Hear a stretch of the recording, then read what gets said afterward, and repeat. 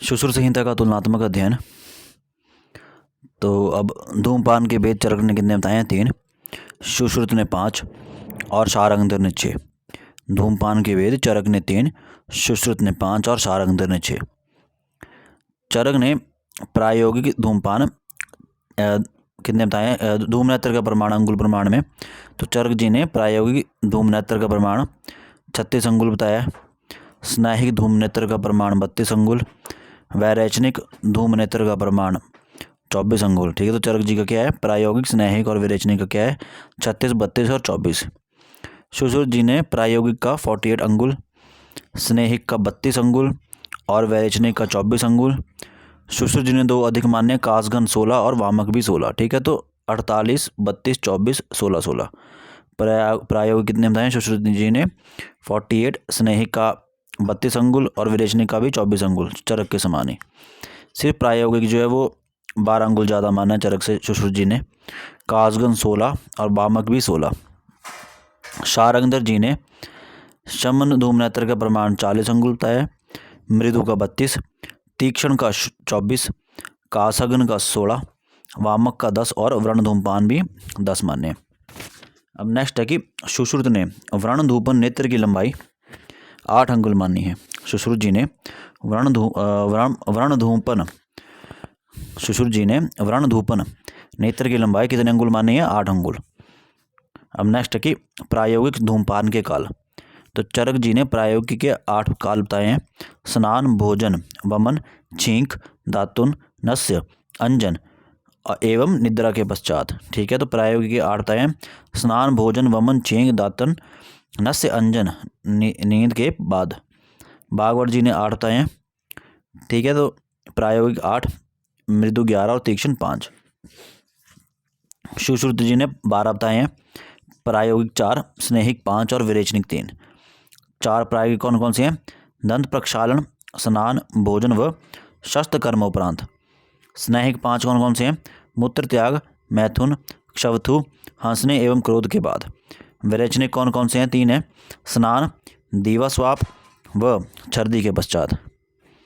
अब नेक्स्ट है निद्रा के भेद। चरक ने निद्रा के भेद 6 बताए हैं, सुश्रुत ने 3 बताए और भागवत ने 7 बताए हैं। तो चरक के 6 निद्रा के भेद कौन से हैं?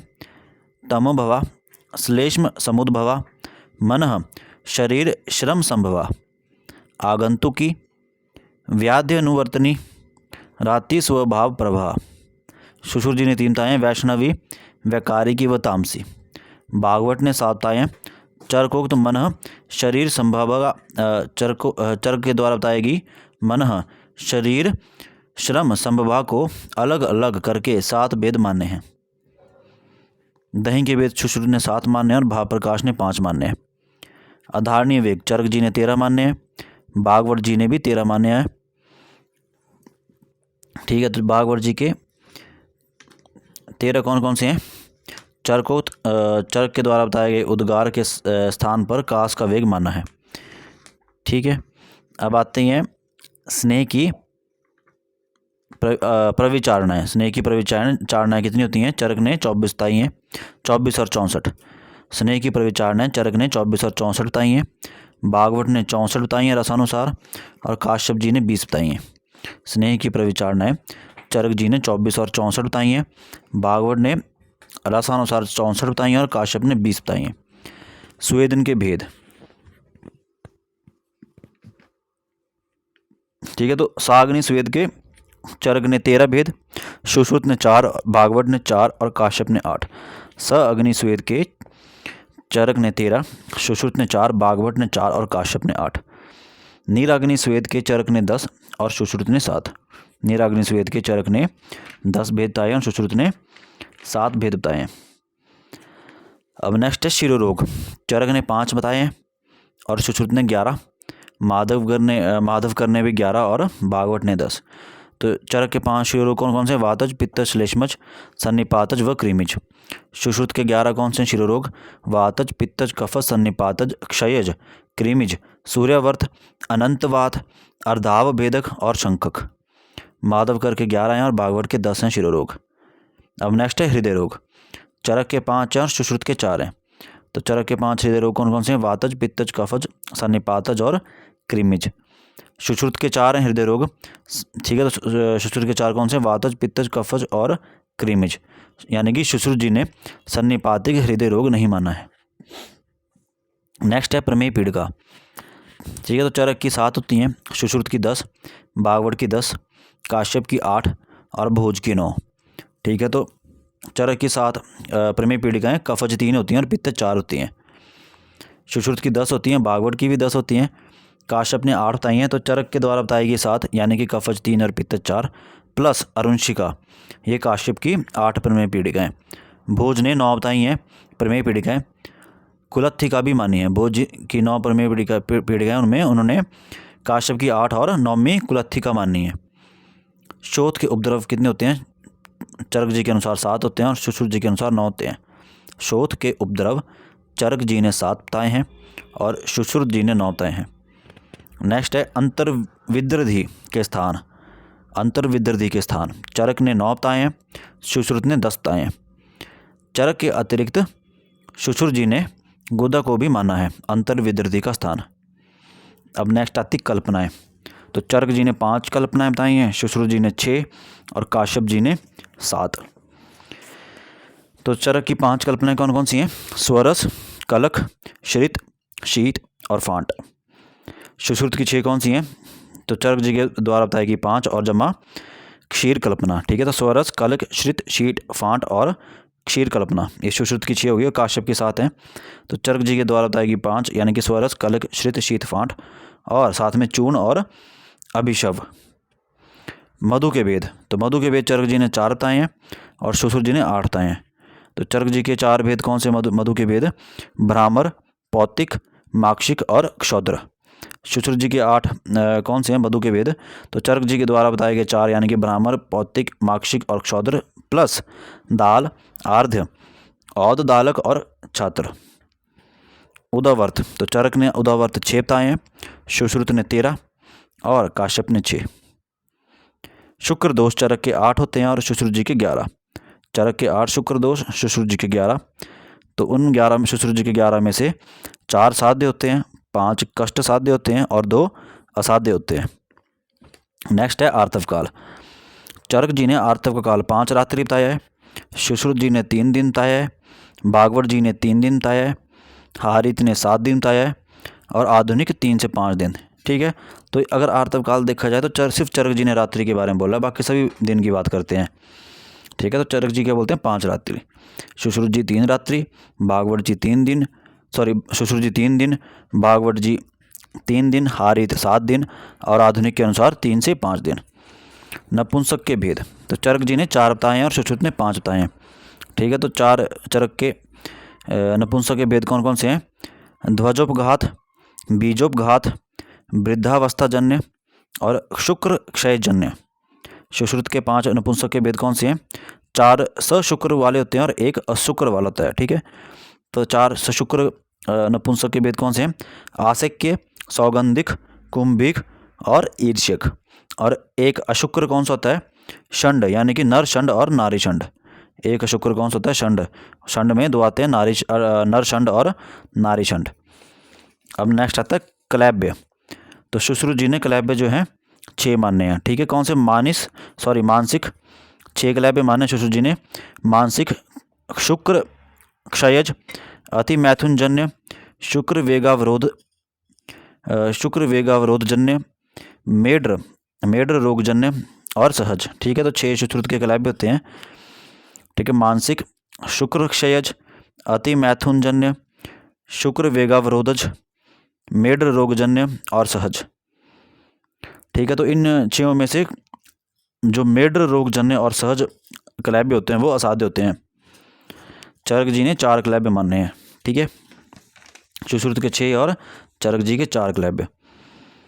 अब नेक्स्ट आता है कोष्ठांग। चरक ने 15 कोष्ठांग मानने हैं, सुश्रुत ने 8, बागवट ने 8 और काश्यप ने 13।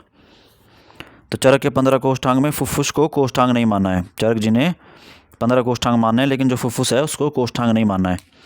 सुश्रुत जी ने 8 मानने हैं, बागवट ने 8 कोष्ठांग मानने और काश्यप जी ने 13 कोष्ठांग मानने।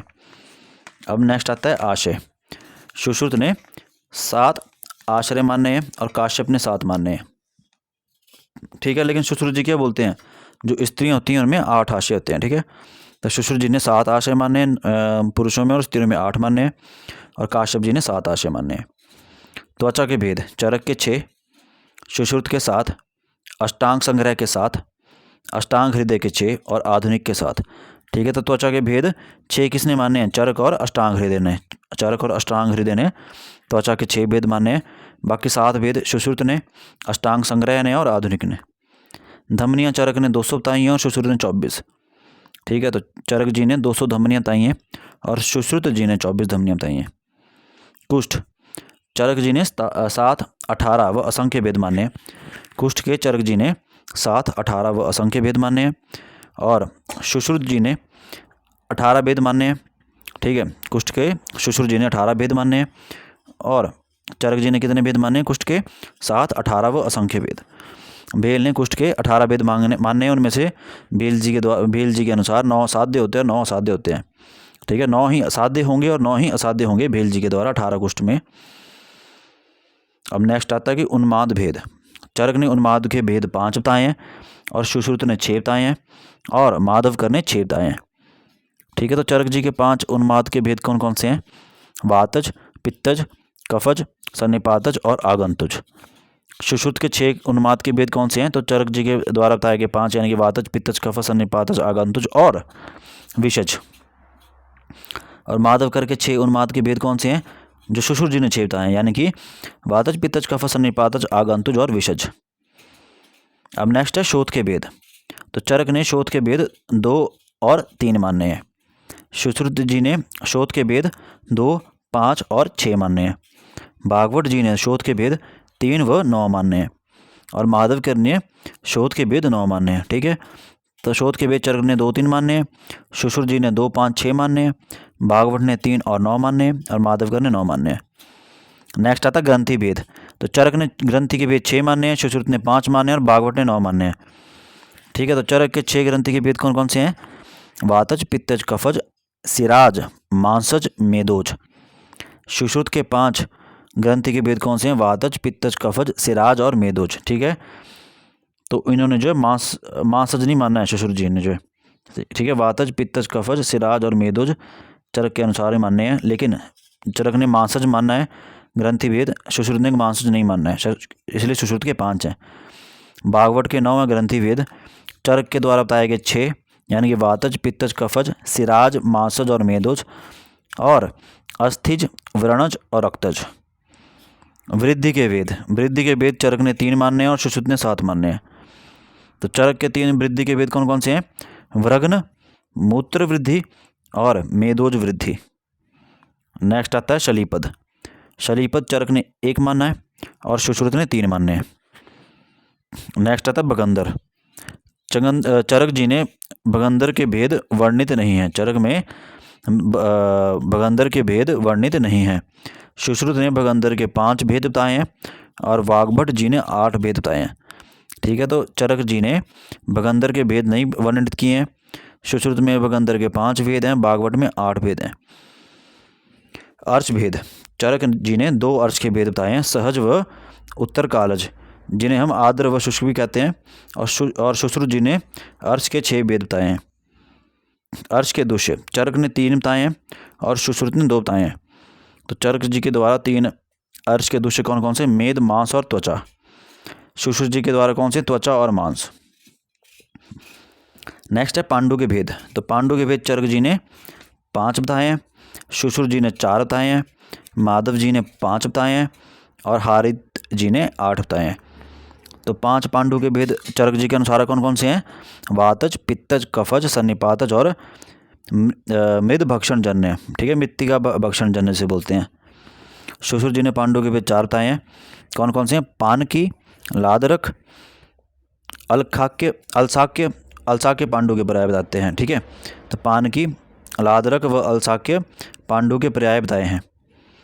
माधव ने 5 बताए हैं, चरक जी जो माधव और चरक ने जो बताए हैं वही माधव जी ने 5 बताए हैं पांडु के भेद, यानी कि वातज, पित्तज, कफज, सन्निपातज और मिट्टी भक्षण जन्य, ठीक है। मृद भक्षण जन्य भी बोलते हैं।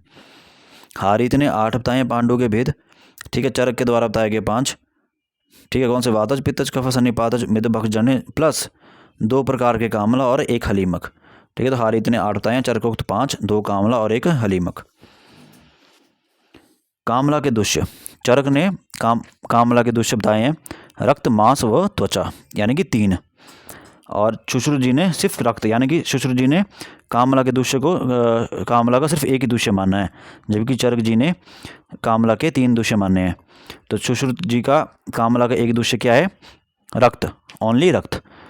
और चरक जी के 3 कामला के दुष्य कौन से हैं? रक्त, मांस और त्वचा। अब नेक्स्ट आता है हिक्का भेद। चरक जी ने हिक्का के 5 भेद बताए हैं और सुश्रुत जी ने भी 5 बताए हैं। चरक और सुश्रुत दोनों हिक्का के 5 भेद बताते हैं। तो चरक जी के 5 हिक्का कौन से हैं? अन्नजा, व्यपेता, क्षुद्र हिक्का, महाहिक्का, गंभीरा हिक्का। और सुश्रुत जी के 5 भेद कौन से हैं हिक्का के? ठीक है, तो सुश्रुत जी ने जो चरक के द्वारा बताया गया व्यपेता है उसके स्थान पर यमला मानना है, यानी कि अन्नजा, यमला, क्षुद्र हिक्का, महाहिक्का और गंभीरा हिक्का। ठीक है, तो चरक के 5 हिक्का के भेद कौन से हैं? अन्नजा, व्यपेता, क्षुद्र हिक्का, महाहिक्का, गंभीरा हिक्का। और सुश्रुत जी का कौन सा है? अन्नजा, यमला, क्षुद्र हिक्का, महाहिक्का और गंभीरा हिक्का।